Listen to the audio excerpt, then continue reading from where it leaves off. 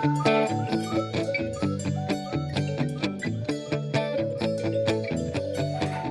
this is Tom Watson with In It to Win It.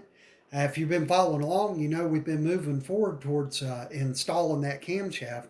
Unfortunately, the pistons haven't come in yet, so we won't be able to move forward with that because in showing putting that camshaft in, wanted to show how to degree the cam in also. You can't degree the cam in if you can't time it to the pistons, and without any pistons to put in, then of course we can't time the camshaft.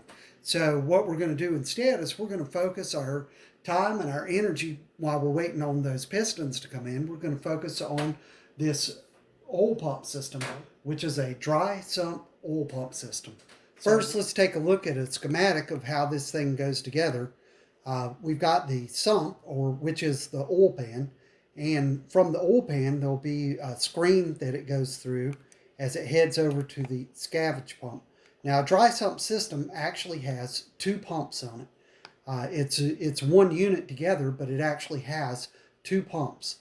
The scavenge pump, which can have multiple stages to it, and also the pump that pumps it from the tank over to the engine and through the filter. Now, the oil flows up from the sump through the scavenge, and like I said, there'll be on this system 4 scavenges. Then it'll travel from the scavenge pump over to the tank. As it goes into the tank, then it'll be picked up through a pickup in the tank. The pump will pull it into the pump. Then it'll flow through the filter, the Oberg filter that we were talking about before. And then as it flows through the filter, then it will flow into the engine block itself. And it's going to flow into that engine block where I had showed you, where it's already got the fitting, the AN fitting for us to plumb in for the dry sump system. Okay, well, let's take a look at this system and look at the components that it takes to put it together, the real pieces that go. We've got our oil pan back here in the back. We've got the screen that's going to go on to the oil pump for the scavenge pickups. We've got to have a good screen for it to come out of there. Then as it moves from the screen, the first main screen, then it's going to flow through another Oberg filter. As you can see, this one is much larger than the one that we had before.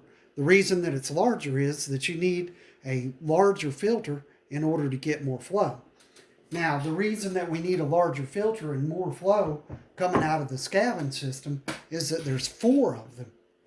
So there's 4 scavenge pickups as you look on this Barnes dry sump pump. This is a Barnes dry sump. This is called a 5-stage system. And the reason that it's a 5-stage system is it has 4 stages for the scavenge, and then it's got a single pump for the main pump that goes to the engine itself. So that's why it's called a 5-stage. Well, these 4 on this side will be picking it up from the oil pan. Then, as it pumps through the pump, it will come out of this, on this manifold, into a single AN hose. And that single AN hose will then carry it over to this larger Oberg filter. And like I said, you're going to need one with some really good size AN fittings on there. These are AN 16 fittings that are on this Oberg filter. Very large, a large fine mesh screen for it to go through. So as it's heading out of the oil pan, what it's going to do is it's going to go through this first screen. Now take a look at this screen. These just screw right onto the fittings on the oil pump. So let's take a look at the fittings that are on the oil pump itself. Now I want you to get a really good look at the oil pickups inside of the pan. As you can see, there are 4 of these pickups, and they pick the oil up off of the bottom of the pan, and then they go to that, up through some lines and to those fittings that we saw on the outside of the oil pan itself. As you can see, those 4 fittings coming out of the oil pump.